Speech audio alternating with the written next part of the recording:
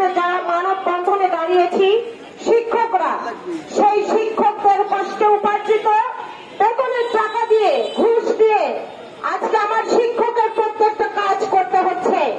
কিন্তু কেন? জাতীয় জবাব চায়। আজকে আমার শিক্ষক ভাইয়েরা, আমরা যে টাকা বেতন পাই সেই টাকা দিয়ে আমাদের সংসার চলে না।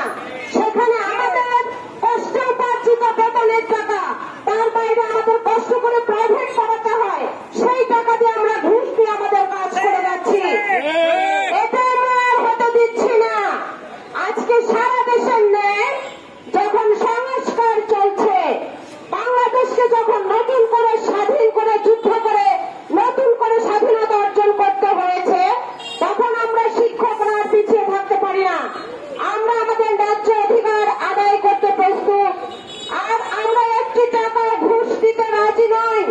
আমরা যারা আমাদের সঙ্গে দুর্নীতি করেছে, আমরা সেই দুর্নীতির মুখোশকে তুলে ধরতে আজকে দাঁড়িয়েছি।